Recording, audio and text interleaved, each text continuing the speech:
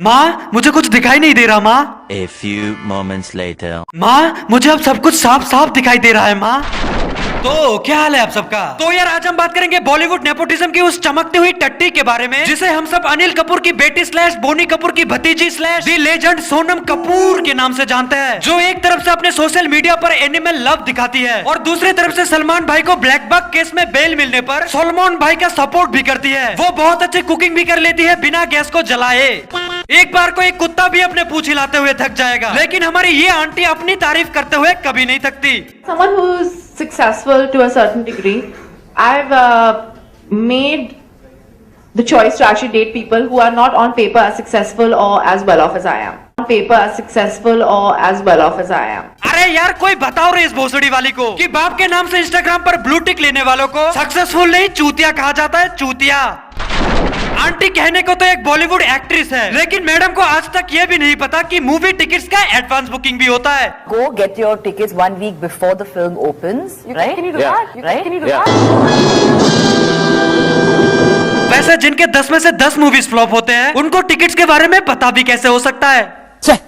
Aunty ने अपने talent के दम पर हमारे प्यारे बॉलीवुड को अब तक 20 से भी ज्यादा मूवीज दे चुकी है, जिसमें से 18 मूवी बाबा राम रहीम जी के कृपा से सुपर फ्लॉप्ड है, क्योंकि हमारी सोनम आंटी ने पैदा होते ही अपने बाप के छाती पर हाथ रख के ये कसम खाया था, स्टैचू ऑफ स्टूपिडिटी यानी मैं अपने पिता श्री श्री झकास के छाती पर हाथ रख के ये कसम खाती हूँ कि जितने इनके छाती पर बाल है उससे कई गुना ज्यादा मैं फ्लॉप मूवीज दूंगी। शाबाश मेरी बेटी, आप गटर में जाकर सुअरों को नहाने में कंपनी दो।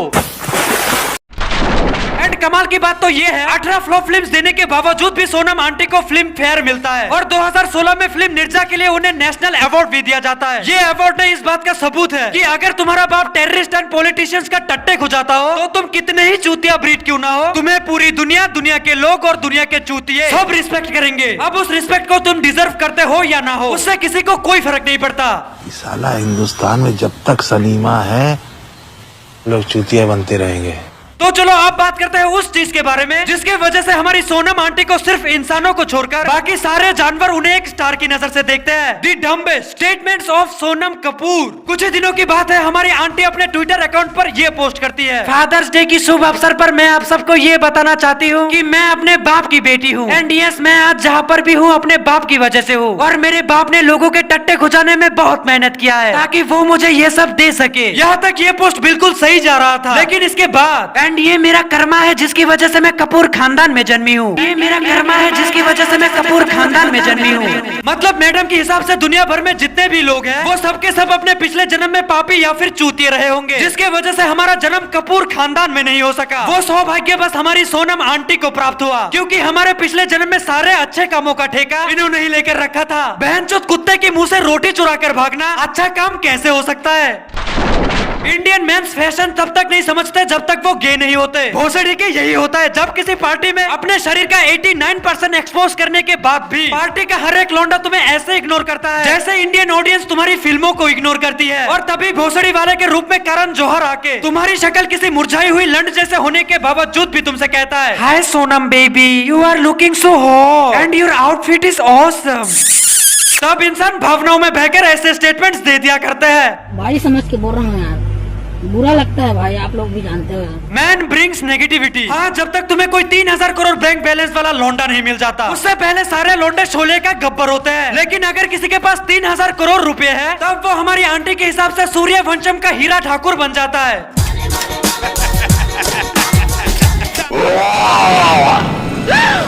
अब यार मैं सोनम आंटी को बार बार आंटी इसीलिए बुला रहा हूँ क्योंकि इन्होंने अपने एक इंटरव्यू के दौरान ऐश्वर्या राय को आंटी बुलाया था, बिकॉज इन दोनों के बीच में 10 साल का गैप है। तो इस हिसाब से देखा जाए तो ये मैडम मुझसे 16 साल बड़ी है। इसका मतलब समझे दया? जी सर समझ गया। तो क्या समझे? मतलब sir Sonam Kapoor into aunty into 100।